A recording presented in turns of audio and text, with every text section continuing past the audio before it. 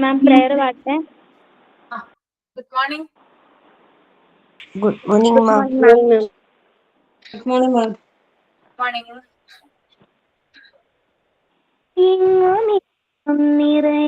വിളിക്കണേ എൻ കരളിൽ കുടിയേണമേ,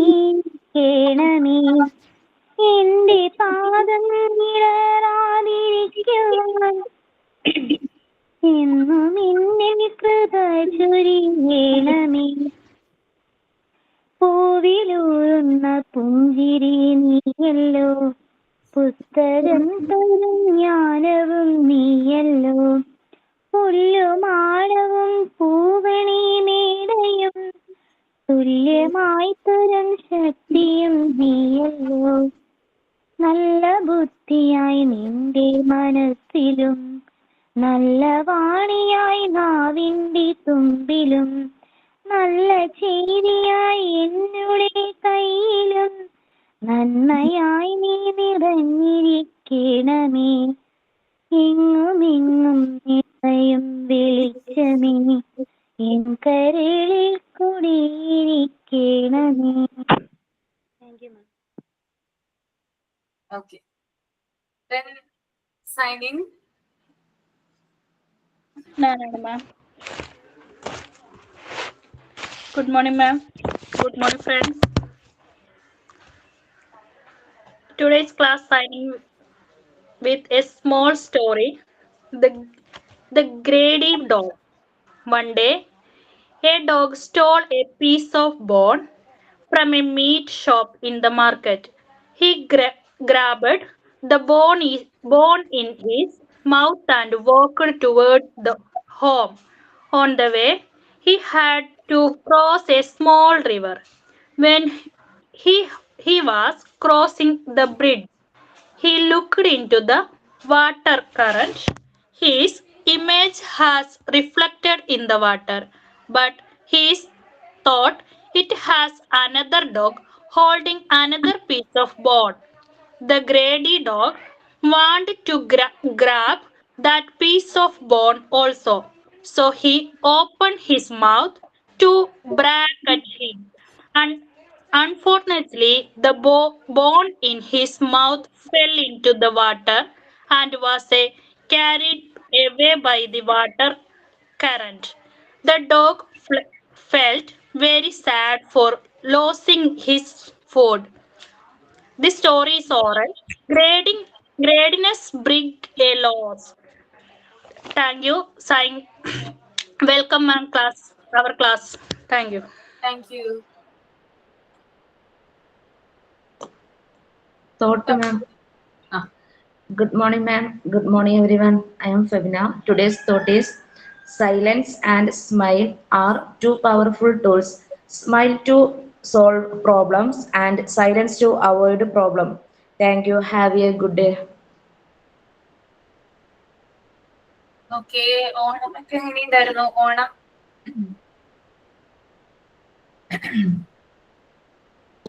എങ്ങനെയുണ്ടായിരുന്നു? അടിച്ചു പൊളിച്ചു. അടിപൊളി. അടിപൊളിയായിരുന്നു. സെലിബ്രേഷൻ ഉണ്ടായിരുന്നില്ലേ ക്ലാസ്സില്? Yes ma'am. ഏത് മിസ്സിന്റെ ക്ലാസ് ആയിരുന്നു? ആതിര മാമിന്റെ. ആതിര മിസ്സിന്റെ ക്ലാസ് ആയിരുന്നു അല്ലേ? Okay okay. എല്ലാവർക്കും സ്വന്തം വീടുകളിലൊക്കെ പോയോ ഓണത്തിന്? ഇല്ല മിസ്, പോയില്ല മിസ്. ആകെ ഓണം ലാസ്റ്റല്ലേ മാം വന്നത്, അപ്പൊ ആകെ 2 ദിവസമല്ലേ ലീവ് ഉണ്ടാവുള്ളൂ. പിന്നെ അതിന് മുമ്പ് പോകാൻ പറ്റുള്ളൂ. ഇപ്രാവശ്യത്തെ ഓണത്തിന് എന്തെങ്കിലും പ്രത്യേകത ഉണ്ടായിരുന്നോ ആർക്കെങ്കിലും? എല്ലാ പ്രാവശ്യത്തെ പോലെ തന്നെയായിരുന്നോ? അല്ല മാം, ഇത്തവണ ഭയങ്കര മോശമായിരുന്നു. മോശമായിരുന്നോ? എന്ത് പറ്റി സുരമ്യ? അമ്മ കിടപ്പാണ്, അമ്മയ്ക്ക് കാലൊടിഞ്ഞ് കിടപ്പ. അപ്പം അതുകൊണ്ട് പിള്ളേര് ഊണ് കഴിഞ്ഞ് പിള്ളേരങ്ങ് പോയി. എനിക്ക് ഹസ്ബൻഡിന്റെ കൂടെ പോകാനും പറ്റിയില്ല. അതുകൊണ്ട് ഹസ്ബൻഡിന്റെ കൂടെ ഉണ്ണാൻ പറ്റിയില്ല. അതിന്റെ ഒരു വിഷമം മാത്രം, വേറെ കുഴപ്പമൊന്നുമില്ല. പിന്നെ ബാക്കിയുള്ളവർക്ക് എങ്ങനെയുണ്ടായിരുന്നു? ഓരോരുത്തരും പറയൂ, ഓണത്തിന്റെ പ്രത്യേകതകൾ പറയൂ, എന്തൊക്കെ ഉണ്ടായിരുന്നു എന്ന്. നല്ലതായിരുന്നു മാം. എല്ലാരും വന്നു, വന്നായിരുന്നു. അടുത്തുള്ള എല്ലാരും വിളിച്ചായിരുന്നു. എല്ലാരും വന്ന് സദ്യ കഴിച്ച്. എന്റെ ഫ്രണ്ട്സ് ഒക്കെ വന്നായിരുന്നു. അടിപൊളിയായിരുന്നു. പിന്നെ ഞങ്ങള് കുറച്ച് പരിപാടിയൊക്കെ വെച്ചു മാം. ബിസ്ക്കറ്റ് ഇത് കസേരക്കളി അതൊക്കെ വെച്ചായിരുന്നു. അതെ അല്ലേ. റോഷ്നി എങ്ങനെയുണ്ടായിരുന്നു? ഓണമൊക്കെ നല്ലതായിരുന്നു മാം. പക്ഷെ പണ്ടത്തെ അത്ര ഒരു വൈബ് ഇല്ല.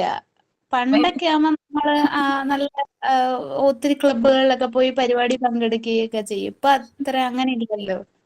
ഇപ്പൊ കുറവാ. അതിന്റെ ഒരു പോരായ്മയുണ്ട്. അല്ലാതെ നമ്മൾ പണ്ടൊക്കെ ഡ്രസ്സ് എടുക്കുന്ന ഓണത്തിന് മാത്രം. അപ്പൊ നമുക്ക് പുതിയ ഉടുപ്പ് കിട്ടുമ്പോ സന്തോഷം. ഇപ്പൊ നമ്മൾ എന്ത് വിശേഷം വന്നാലും എടുക്കും. അതുകൊണ്ട് അതിന്റെ ഒരു വൈബും ഇല്ലായിരുന്നു. അങ്ങനെ ഉള്ളു. അല്ലാതെ കുഴപ്പമില്ല. പണ്ടത്തെ ആ ഒരു ഇതില്ല അല്ലേ. ഡ്രസ്സ് കിട്ടുമ്പോ ഞാനും നമുക്ക് നമുക്ക് അവൈലബിൾ ആണ്. മുമ്പെന്ന് പറഞ്ഞാൽ ഓണത്തിനായിരിക്കും നമ്മൾ ഓണക്കോടി എടുക്കുക, പുതിയതായിട്ട് ഡ്രസ്സ് എടുക്കുന്നേ, പിന്നെ എന്താ പറയാ പൂക്കളം ഇടുന്നത്, 10 ദിവസം പൂക്കളം ഇടുന്നത്, പിന്നെ സദ്യ ഉണ്ടാക്കുന്നത്. പക്ഷെ ഇപ്പൊ എല്ലാരും നമുക്ക് അവൈലബിൾ ആണ്. ഒന്ന് വിരലൊന്ന് പ്രസ് ചെയ്താൽ മതി, അപ്പൊ തന്നെ എല്ലാ സാധനങ്ങളും നമുക്ക് കിട്ടും അല്ലെ. ആ ഒരു രീതിയിലായിട്ട്. ഓക്കെ, എങ്ങനെയുണ്ടായിരുന്നു റീജ? ഓണം എങ്ങനെയുണ്ടായിരുന്നു? അതാ മാം, നമ്മളിപ്പോ ക്ലാസ് തുടങ്ങിയിട്ട് ഇപ്പം അതിനൊരു ഓർഡർ വന്നു ലൈഫിന്. അതുകൊണ്ട് ഓണത്തിന്റെ സമയത്തും എന്നത്തെയും പോലെ സാധാരണ കുറച്ച് മടി പിടിച്ചൊക്കെ നിൽക്കലുണ്ട്. ഇത് എന്നത്തെ പോലെ ഒരു 5:30-6 മണിയൊക്കെ ആകുമ്പോൾ നീറ്റ് സാധാരണത്തെ പോലെ സ്പീഡിൽ പണി തീർന്ന് ഏകദേശം എനിക്കൊന്ന് സാധാരണ ഓണൊക്കെ ആകുമ്പോൾ ഉച്ചവരെ ചോറും കറിയും വെപ്പ് തന്നെയായിരിക്കും. ഉച്ചയാകുമ്പോഴേക്കും ഭക്ഷണം കഴിക്കുക, റെസ്റ്റ് എടുക്കുക. പക്ഷെ ഇപ്രാവശ്യം എന്തോ ക്ലാസ് നമ്മൾ അഡ്ജസ്റ്റ് ചെയ്ത് ക്ലാസ്സിന്റെ ടൈമിന് കയറേണ്ട സമയമാകുമ്പോഴേക്കും 10 മണിയാകുമ്പോഴേക്കും കംപ്ലീറ്റ് പരിപാടിയും തീർന്നു. എന്നിട്ട് പിന്നെ വെറുതെ കുറെ ഫോട്ടോസ് ഒക്കെ എടുത്ത് അങ്ങോട്ടും കൂടെ നടന്ന് അതൊക്കെ രസമുണ്ടായിരുന്നു. ഇപ്രാവശ്യം അങ്ങനെ ഒരു സമാധാനം ഉണ്ട്.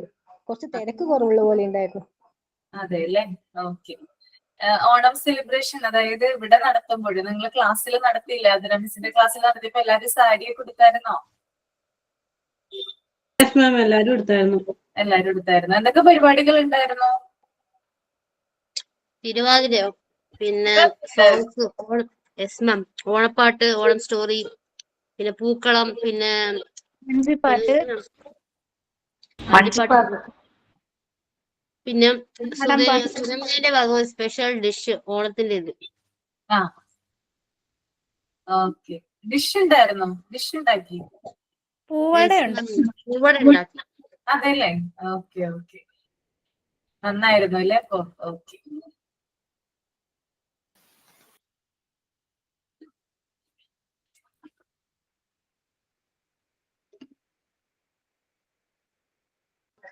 മാമിന്റെ പറഞ്ഞില്ലല്ലോ, മാമിന്റെ ഓണം എങ്ങനെ ഉണ്ടായിരുന്നു? എനിക്ക് സാധാ പോലെ തന്നെ സദ്യ ഉണ്ടാക്കി, അതാണ് പ്രത്യേകത. പിന്നെ ഇവിടെ ഞങ്ങൾക്ക് ഓണം സെലിബ്രേഷൻ ഉണ്ടായിരുന്നു, അന്ന് അടിച്ചു പൊളിച്ചു. അത് നന്നായിരുന്നു. നിങ്ങൾ കണ്ടായിരുന്നോ ഫോട്ടോസ്? കണ്ടായിരുന്നു മാം. ആ സാറ് വരെ ഡാൻസ് കളിച്ചു. സൂപ്പർ. ആ, അത് കുറെ പ്രോഗ്രാമുകളും ഗെയിംസ് ഒക്കെ ഉണ്ടായിരുന്നു. സ്പൂൺ റേസിങ്, പിന്നെ അതുപോലെ തന്നെ സുന്ദരിക്ക് കൂട്ടുകുത്തല്, അങ്ങനെയുള്ള ഗെയിംസും കാര്യങ്ങളൊക്കെ ഉണ്ടായിരുന്നു. നന്നായിരുന്നു, നല്ല ഒരു പരിപാടിയായിരുന്നു.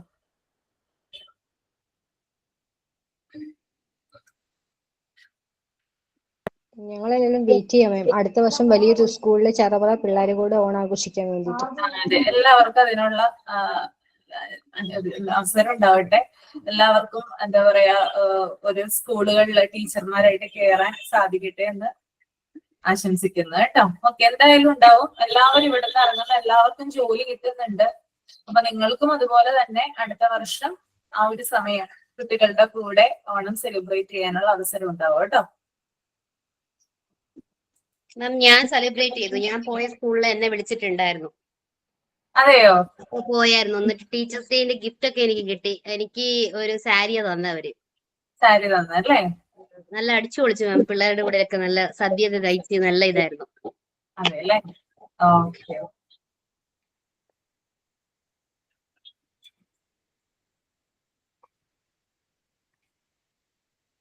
അപ്പൊ നമുക്ക് ക്ലാസ് സ്റ്റാർട്ട് ചെയ്യാം അല്ലേ?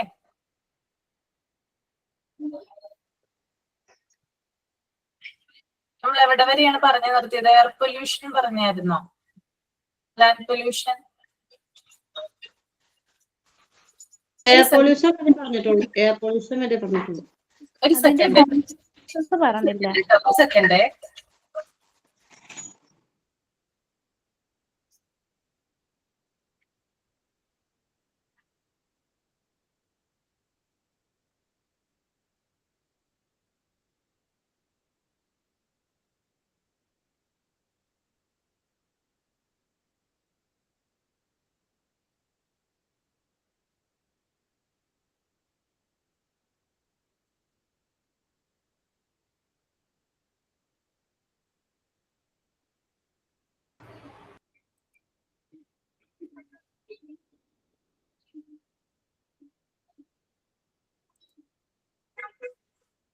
Okay, air pollution, causes of air pollution വരെ എടുത്തു നിർത്തിയെന്ന് തോന്നണം അല്ലേ?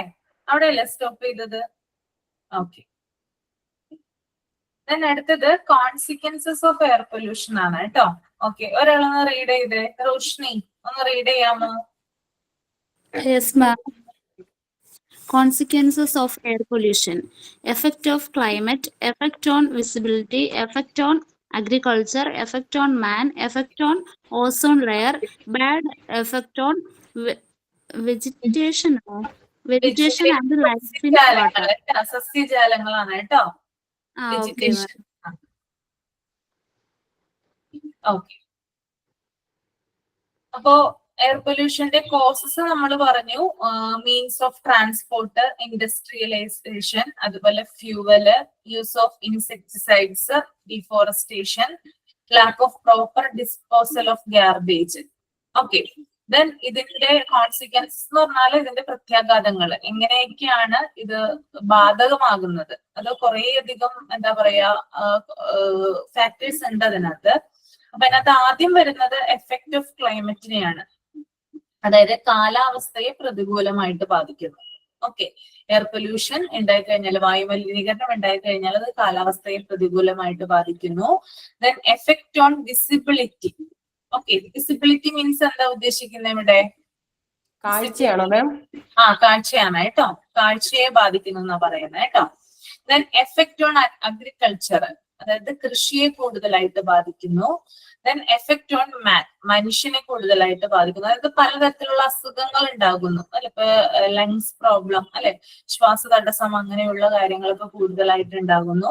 Then effect on ozone layer. Okay, ozone പാളിയെ മാരകമായിട്ട് ബാധിക്കുന്നു എന്നാ പറയുന്നത്. ഓസോൺ പാളി എന്താ ചെയ്യുന്നേ? ഓസോൺ ലെയറിന്റെ ഡ്യൂട്ടി എന്താ? ആഗോള വിള്ളലുണ്ടാവില്ലേ? എന്താ? ഓസോൺ പാളിക്ക് വിള്ളലുണ്ടാവില്ലേ? വിള്ളൽ ഉണ്ടാവുന്നത് എങ്ങനെയാ? വിള്ളൽ ഉണ്ടാകുന്നത് കേട്ടോ, എഫക്റ്റിൽ പെടുന്നതാണ് വിള്ളൽ ഉണ്ടാകുന്നത്. ഓക്കെ, ഭയങ്കരമായിട്ട് കുറെ കാലങ്ങളായിട്ട് നമ്മള് ചെറിയ ക്ലാസ്സിൽ ഇരിക്കുമ്പോ തന്നെ പഠിച്ചു വന്നിട്ടുള്ള ഒരു കാര്യമാണ് ഓസോൺ പാളിയിൽ വിള്ളൽ ഉണ്ടാകുന്നു. പലതരത്തിലുള്ള കാരണങ്ങൾ കൊണ്ടാണ്, അതായത് പ്രത്യേകമായിട്ടും കാലാവസ്ഥയിലുള്ള മാറ്റങ്ങൾ കൊണ്ടാണ്. അതായത് ഇത്തരത്തിലുള്ള എയർ പൊല്യൂഷൻ, അതുപോലെ തന്നെ കുറേയധികം കാരണങ്ങള് ഓസോൺ ലെയറിൽ വിള്ളൽ ഉണ്ടാക്കുന്നുണ്ട്. അപ്പൊ ഓസോൺ പാളിയുടെ പ്രധാനപ്പെട്ട ധർമ്മം എന്ന് പറയുന്നത് അൾട്രാവയലറ്റ് കിരണങ്ങളെ ഭൂമിയിലേക്ക് കടത്താതെ സംരക്ഷിച്ചു പോരുന്ന ഒരു എന്താണ് സംരക്ഷണ കവചമാണെന്ത് ഓസോൺ ലെയർ എന്ന് പറയുന്നത്. ഓക്കെ, മനസ്സിലായോ? പഠിച്ചിട്ടുണ്ടാവുമല്ലോ നിങ്ങൾ ചെറിയ ക്ലാസ്സിൽ. യു വി റൈസിനെ നമ്മുടെ ഭൂമിയിലേക്ക് എത്തിക്കാതെ പ്രൊട്ടക്ട് ചെയ്യുന്നു അല്ലെ. മാരകമായിട്ടുള്ള എന്താ പറയാ പ്രത്യാഘാതങ്ങളാണ്. ക്യാൻസർ അങ്ങനെയൊക്കെ എന്താണ്? അത് യു വി റേഡിയേഷൻ വന്നിട്ട് പ്രിവെന്റിങ് ലൈക്ക് സ്കിൻ ക്യാൻസേഴ്സ് അങ്ങനെയൊക്കെ. അത് തന്നെ ഭയങ്കരമായിട്ട് നമുക്ക് ആരോഗ്യത്തെയും അതുപോലെ തന്നെ കാലാവസ്ഥയൊക്കെ ദോഷകരമായിട്ട് ബാധിക്കുന്നതാണ് യു വി റൈസ് എന്ന് പറയുന്നത് അല്ലെ. അപ്പോ അതിനെ പ്രൊട്ടക്ട് ചെയ്യുക, അല്ലെങ്കിൽ അതിനെ കടത്താതെ പ്രൊട്ടക്ട് ചെയ്യുന്നത് ഓസോൺ ലെയർ ആണ്. അപ്പൊ അതിന് വിള്ളൽ ഉണ്ടായി കഴിഞ്ഞാല് അത് കൂടുതൽ പ്രശ്നങ്ങളിലേക്ക് പോകും. അപ്പോ എയർ പൊല്യൂഷന്റെ ഒരു കോൺസിക്വൻസ് എന്ന് പറയുന്നത് ഓസോൺ ലെയറിനെ എഫക്ട് ചെയ്യുന്നതാണ് കേട്ടോ. പിന്നെ അതുപോലെ തന്നെ bad effect on vegetation and life in water, അതായത് സസ്യജാലങ്ങൾക്കും അതുപോലെ തന്നെ ജലജീവികൾ, അതായത് വെജിറ്റേഷൻ എന്ന് പറഞ്ഞാൽ സസ്യജാലങ്ങൾ, അതുപോലെ തന്നെ വാട്ടറിൽ അതായത് വെള്ളത്തിലുള്ള ജീവികൾ, അവർക്കൊക്കെ കൂടുതലായിട്ട് ഇത് എഫക്ട് ചെയ്യുന്നു എന്നാണ് ഇവിടെ ഉദ്ദേശിക്കുന്നത് കേട്ടോ. അപ്പൊ ഇത്രയുമാണ് എയർ പൊല്യൂഷന്റെ കോൺസിക്വൻസ് എന്ന് പറയുന്നത്. ക്ലിയർ അല്ലേ? എളുപ്പമല്ല ഇത്? ചെറിയ ക്ലാസ്സിൽ പഠിച്ചുകൊണ്ട് എനിക്ക് തോന്നുന്നു എളുപ്പമാണ് മനസ്സിലാക്കാനായിട്ട്. പിന്നെ അടുത്തത് ലാൻഡ് പൊല്യൂഷൻ ആണ് കേട്ടോ. ഒന്ന് റീഡ് ചെയ്യും, ആദ്യം ഒന്ന് മൈൻഡിലൊന്ന് വായിക്കൂ നിങ്ങള്.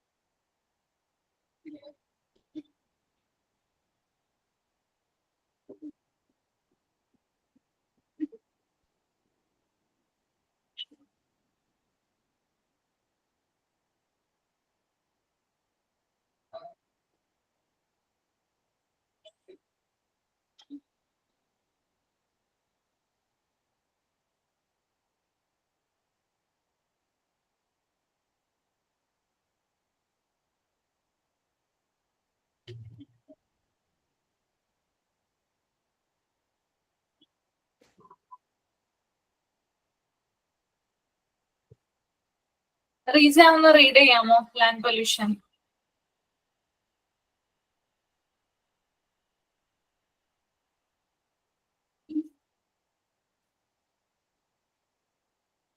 റീജ പോയെന്ന് തോന്നുന്നു. ഞാൻ വായിക്കട്ടെ മാം. ആര് വായിച്ചോളൂ. Land pollution. Land pollution is both a natural and a social hazard. Land has been treated from ancient time as mother or even goddess. It gives us food as well as shelter and all other comfort. But recently, increasing incidents of land pollution have been witnessed. താഴോട്ടുള്ള വായിക്കണം മാം. Causes വായിച്ചോളൂ. Causes of land pollution: over pollution, depredation, excessive of the chemical. Causes of land pollution. Causes എന്നാണ് വരുന്നത്. കോസഡ് എന്നാണ് എഴുതിയിരിക്കുന്നത്. Causes എന്നാക്കുക. നിങ്ങളുടെ ടെക്സ്റ്റില് ഇങ്ങനെ തന്നെയാണോ കൊടുത്തിരിക്കുന്നത്?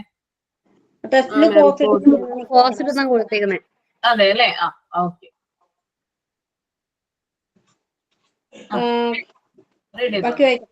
ബാക്കി വായിക്കട്ടെ. വായിച്ചോളൂ. Causes of land pollution: decrease in farmland,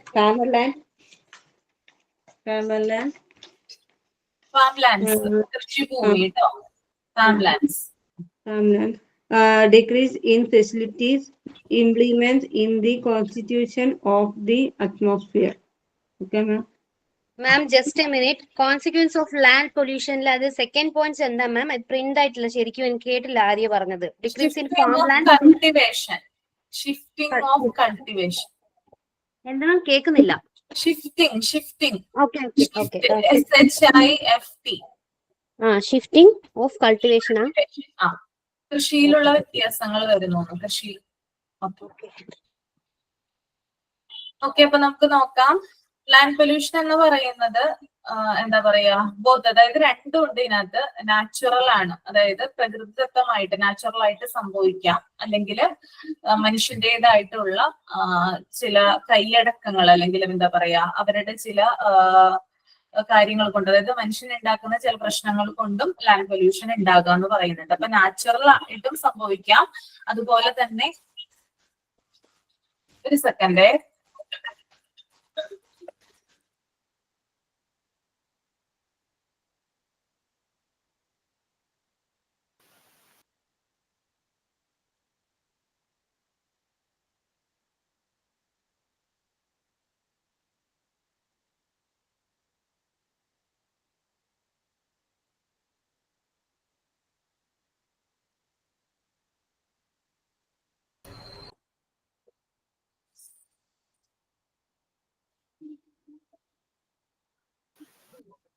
okay, അപ്പൊ പറഞ്ഞു വന്നത് ഇതാണ്. ലാൻഡ് പൊല്യൂഷൻ എന്ന് പറയുന്നത് ബോത്ത് നാച്ചുറൽ ആൻഡ് സോഷ്യൽ എന്ന് പറയുന്നത് സോഷ്യൽ ഹസാർഡ് ആണ്.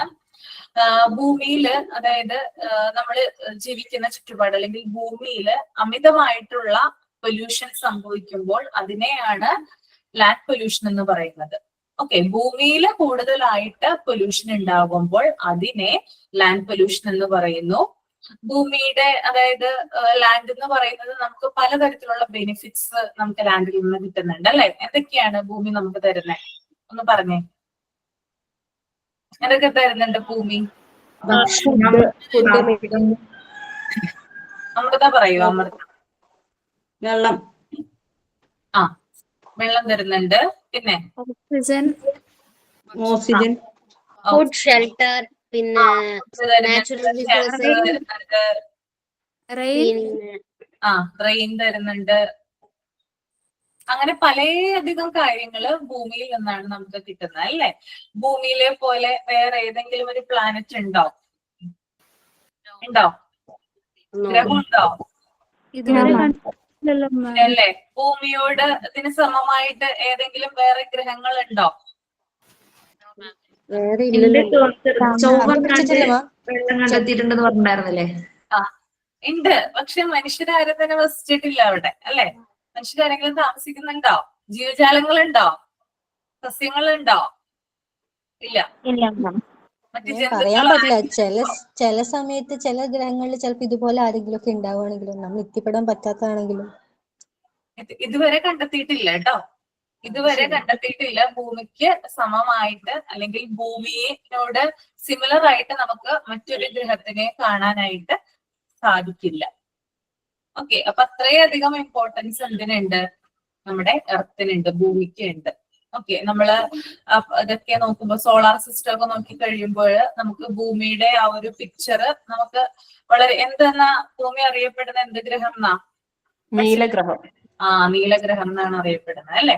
അപ്പോ ഭൂമിയോട് അല്ലെങ്കിൽ ഭൂമിക്ക് സിമിലർ ആയിട്ട് ഒരു ഗ്രഹത്തിനെയും നമ്മൾക്ക് കണ്ടെത്താനായിട്ട് സാധിച്ചിട്ടില്ല. വെള്ളമൊക്കെ ഉണ്ട്, അല്ലെങ്കിൽ എന്താ പറയാ മണ്ണുണ്ട് എന്നൊക്കെ പറയപ്പെടുന്നുണ്ട്, കണ്ടെത്തി എന്ന് പറയപ്പെടുന്നുണ്ടെങ്കിൽ കൂടിയും നമ്മൾ വസിക്കുന്ന ആ ഒരു ഭൂമിയോട് സിമിലർ ആയിട്ട് ഒന്നും തന്നെ ഇല്ലെന്ന് തന്നെ പറയാനായിട്ട് സാധിക്കും. ഭൂമി എന്ന് പറയുന്നത് നമുക്ക് പല കാര്യങ്ങളും പ്രൊവൈഡ് ചെയ്യുന്നുണ്ട്, അല്ലെ? വെള്ളം തരുന്നു, അതുപോലെ ഭക്ഷണം തരുന്നു. അതായത് പലതരത്തിലുള്ള സസ്യജാലങ്ങളുണ്ട്, പ്ലാന്റ്സ് ഉണ്ട്, അല്ലെ? നമ്മൾ ഫ്രൂട്ട്സ് കഴിക്കുന്നുണ്ട്, വെജിറ്റബിൾസ് കഴിക്കുന്നുണ്ട്. ഇതൊക്കെ എന്തിൽ നിന്നാ പൊട്ടിമുളച്ച് വരുന്നേ? പ്ലാന്റിൽ നിന്ന് തന്നെയാണ്, അല്ലെ? ഓക്കെ. പിന്നെ അതുപോലെ തന്നെ ഷെൽട്ടർ വരുന്നു, അല്ലെ? നമുക്ക് താമസിക്കാനായിട്ട്, അല്ലെ? നമ്മുടെ വീട് നിൽക്കുന്നത് എവിടെയാ? ഭൂമിയിൽ, ലാൻഡിലാണ്. അപ്പോ അങ്ങനെ പലതരത്തിലുള്ള കാര്യങ്ങൾ നമുക്ക് താങ്ങായിട്ട് നിൽക്കുന്ന ഒന്നാണ്, അല്ലെങ്കിൽ നമുക്ക് എല്ലാത്തരം സംരക്ഷണവും നൽകുന്ന ഒന്നാണ് ലാൻഡ് എന്ന് പറയുന്നത്. ഓക്കെ, എന്നാൽ ഈ ലാൻഡിന് മലിനീകരണം സംഭവിക്കുന്നതോടെ അത് കൂടുതൽ അപകടകരമായിട്ട് മാറുന്നു, ഡേഞ്ചറസ് ആകുന്നു. ഓക്കെ, അപ്പൊ എന്താണ് ലാൻഡ് പൊല്യൂഷന്റെ കോസസ് എന്ന് നമുക്ക് നോക്കാം. ഓക്കെ, പ്രധാനമായിട്ടും വരുന്നത് ഓവർ പോപ്പുലേഷൻ ആണ്. അതായത് അമിതമായിട്ടുള്ള ജനസംഖ്യാ വർധനവ്, അല്ലെ? അതായത് കൂടുതൽ ആളുകൾ കൂടുന്നതോടെ ഭൂമിയിൽ എന്താണ്, എന്ത് കൂടും? ആളുകൾ കൂടുന്നതോടെ നിങ്ങൾ പറയൂ. ഭാരം കൂടും. ജനസംഖ്യ കൂടുന്നതോടെ എന്താ സംഭവിക്കുന്നേ? മലിനമാവൂലേ? മലിനമാവും, അല്ലെ? കാരണം ആളുകൾ കൂടുന്നതോടെ ആളുകൾ ഉപയോഗിക്കുന്ന സാധനങ്ങളുടെ എണ്ണവും കൂടും. അതിനനുസരിച്ചിട്ടുള്ള വേസ്റ്റ്, മാലിന്യങ്ങളും മറ്റും ഒക്കെ ഭൂമിയിൽ തന്നെയാണ് നമ്മൾ തള്ളുന്നത്. ഓക്കെ, അപ്പോ അതുകൊണ്ട് തന്നെ ഓവർ പോപ്പുലേഷൻ എന്ന് പറയുന്നത് ലാൻഡ് പൊല്യൂഷന്റെ ഒരു പ്രോസസ് ആയിട്ട് നമുക്ക് പറയാനായിട്ട് സാധിക്കും. അതുപോലെ തന്നെ ഡീഫോറസ്റ്റേഷൻ, ഭൂമിയെ നശിപ്പിക്കുന്ന ഒരു കാര്യമാണ്, അല്ലെ? വനനശീകരണം എന്ന് പറയുന്നത്, അല്ലെ? ഡീഫോറസ്റ്റേഷൻ. കൂടുതൽ വനങ്ങൾ നമ്മൾ വെട്ടി, അല്ലെങ്കിൽ ചെടികൾ, പ്ലാന്റ്സുകൾ, അല്ലെങ്കിൽ വനങ്ങൾ, ഇതൊക്കെ നമ്മൾ നശിപ്പിച്ചു കഴിഞ്ഞാൽ എന്താണ് ഉണ്ടാവുക ഭൂമിയില്? മണ്ണൊലിപ്പ് ഉണ്ടാവും, ഉരുൾപൊട്ടല്, ഭൂമി കുലുക്കം. മണ്ണൊലിപ്പ്, ഉരുൾപൊട്ടല്, ഭൂമി കുലുക്കം, അങ്ങനെയുള്ള കാര്യങ്ങളൊക്കെ സംഭവിക്കും, അല്ലെ? ഓക്കെ, അപ്പോ അതും ലാൻഡ് പൊല്യൂഷന്റെ ഒരു പ്രോസസ് ആയിട്ട് നമുക്ക് പറയാം. അതുപോലെ തന്നെ എക്സസീവ് യൂസ് ഓഫ് കെമിക്കൽസ്, അതായത് അമിതമായിട്ടുള്ള രാസവസ്തുക്കളുടെ ഉപയോഗം, അതെങ്ങനെയാണ് ഭൂമിയെ ബാധിക്കുന്നത്? രാസവസ്തുക്കളൊക്കെ ഭൂമിയിൽ ചെയ്യുമ്പോൾ നമ്മളെ നല്ലതായിട്ടുള്ള മണ്ണിര പോലത്തെ ഒക്കെ നശിച്ചു പോകുന്നുണ്ട്. അപ്പൊ കൃഷിക്കും കാര്യങ്ങൾക്കൊക്കെ അത് ഉപയോഗം അല്ലാണ്ട് വരുന്നുണ്ട്. ഇപ്പൊ മണ്ണിരയൊന്നും അങ്ങനെ കാണലില്ലല്ലോ. മറ്റേത് കൃഷിക്കാരെ ഏറ്റവും ഉപകാരപ്രദമായിട്ടുള്ള മണ്ണിരല്ലത്. അതെ, മണ്ണിര ഇപ്പൊ അതിനെ കാണാറേ ഇല്ല, അല്ലെ? മുമ്പൊക്കെ ഉണ്ടായിരുന്നു, ഇപ്പോ അതിനെ നമ്മൾക്ക് കാണാനേ സാധിക്കില്ല. കാരണം ഇങ്ങനെയുള്ള കെമിക്കൽസിന്റെ ഉപയോഗം കൊണ്ടാണ്. അപ്പൊ നമ്മുടെ അതായത് അപകടകരമായിട്ടുള്ള കെമിക്കൽസ് ഒക്കെ നമ്മള് ലാൻഡിൽ ഉപയോഗിക്കുമ്പോൾ, അപ്ലൈ ചെയ്യുമ്പോൾ അത് ഭൂമിയെ ദോഷകരമായിട്ട് ബാധിക്കുന്നുണ്ട്. അപ്പോ ഇത്രയും കാര്യങ്ങളാണ് കോസസ് എന്ന് പറയുന്നത് കേട്ടോ. Then consequence of land pollution. Okay, അതായത് പ്രത്യാഘാതങ്ങളാണ്. എന്തൊക്കെയാണ് വരുന്നത് അതിനകത്ത്? ഒരാളൊന്ന് വായിക്കാമോ? അമൃത ഒന്ന് വായിച്ചേ, എന്റെ ഒന്ന് മലയാളം ഒന്ന് എക്സ്പ്ലെയിൻ ചെയ്തേ മോളെ. Consequence of land pollution. Okay, ma'am. Consequences of land pollution. First one is decrease in farmlands. Land pollution മൂലം നമ്മുടെ കൃഷിയിടങ്ങളുടെ അളവ് കുറയും. കൃഷിഭൂമി ഫലപ്രദമായിട്ട് യൂസ് ചെയ്യാൻ വേണ്ടി പറ്റൂല ലാൻഡ് പൊല്യൂഷൻ ഉണ്ടാകുമ്പോൾ. Second one of shifting of cultivation. Shifting of cultivation നമുക്ക് വിളവെടുപ്പ് നടക്കാൻ പറ്റത്തില്ല, അതാണ് മാം. കൾട്ടിവേഷൻ, അതായത് കൃഷി രീതി, അങ്ങനെയുള്ള കാര്യങ്ങളൊക്കെ മാറുന്നു. അതായത് നമ്മള് ട്രഡീഷണൽ ആയിട്ട് ചെയ്തു വന്ന കാര്യങ്ങളൊന്നും അവിടെ നടത്താനായിട്ട് സാധിക്കില്ല. That is shifting of cultivation. Decrease in fertility എന്ന് വെച്ചാൽ നമ്മുടെ കൃഷിഭൂമി നമുക്ക് ഫലപ്രദമായിട്ട് യൂസ് ചെയ്യാൻ പറ്റൂല. നമ്മുടെ ഫലഭൂയിഷ്ഠിത കുറയുന്നു, അതായത് ആ മണ്ണിന്റെ ക്വാളിറ്റി ഉണ്ടല്ലോ അത് കുറയാണ് അവിടെ ചെയ്യുന്നത്. അപ്പൊ നമുക്ക് പ്രോപ്പർ ആയിട്ടുള്ള കൃഷിയും മറ്റൊന്നും നടക്കില്ല. കൃഷി ചെയ്താൽ തന്നെ നമ്മൾ പ്രതീക്ഷിക്കുന്നത്ര വിളവോ കാര്യങ്ങളോ ഒന്നും തന്നെ അതിൽ നിന്ന് ലഭിക്കില്ല. That is decrease in fertility കേട്ടോ. ഫെർട്ടിലിറ്റി എന്ന് പറഞ്ഞാല് എന്റെ മലയാളം ബലഭൂരിഷ്ഠത എന്നാണ്. അതായത് നമ്മൾക്ക് കൃഷി ചെയ്യണമെങ്കിൽ, ഒരു സ്ഥലത്ത് നമ്മൾ കൃഷി ചെയ്യണമെങ്കിൽ ആ മണ്ണിന് ഫെർട്ടിലിറ്റി അഥവാ ബലഭൂയിഷ്ഠത വേണം. എന്നെങ്കിൽ മാത്രമാണ് ആ ഭൂമിയിൽ നമുക്ക് കൃഷി ചെയ്ത് നല്ല രീതിയിൽ വിളവെടുക്കാനായിട്ട് സാധിക്കുകയുള്ളൂ. കേട്ടിട്ടില്ലേ നിങ്ങള്? നിങ്ങളിപ്പോ ഒരു പ്ലാന്റ് വീട്ടില് നട്ടുപിടിപ്പിച്ചു എന്ന് വിചാരിക്കാം. വെറുതെ കൊണ്ടുപോയി നമ്മൾ നട്ടുപിടിപ്പിച്ചിട്ട് കാര്യമില്ല. നല്ല രീതിയിലുള്ള മണ്ണ് അല്ലെ, ചിലര് ചാണകമൊക്കെ മിക്സ് ചെയ്തിട്ടാണ് പ്ലാന്റ് വെക്കുക അല്ലെ. അപ്പൊ ആ ഒരു രീതി അല്ലെങ്കിൽ അതിനെയാണ് ആ ബലഭൂരിഷ്ഠത ഉണ്ടെങ്കിൽ മാത്രമാണ് ആ പ്ലാന്റിൽ നിന്ന് നമുക്ക് ആവശ്യമായിട്ടുള്ള വെജിറ്റബിൾസ് അല്ലെങ്കിൽ ഫ്രൂട്ട്സ് നമുക്ക് എടുക്കാനായിട്ട് സാധിക്കുകയുള്ളൂ. ഓക്കെ, അപ്പോ നമ്മുടെ ഇന്ത്യയിൽ ഏറ്റവും കൂടുതൽ ബലഭൂരിഷ്ഠതയുള്ള മണ്ണ് ഏതാണെന്ന് അറിയാമോ നിങ്ങൾക്ക്? പഠിച്ചിട്ടുണ്ടാവുമല്ലോ. കറുത്ത മണ്ണ്.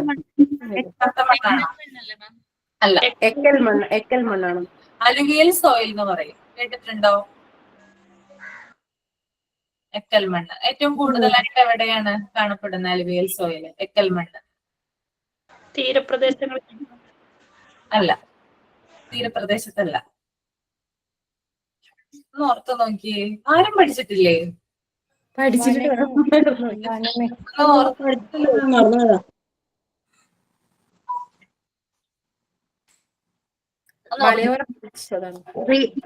റിവർ വാലീസിലല്ല മിസ്, അവിടെയാണോ?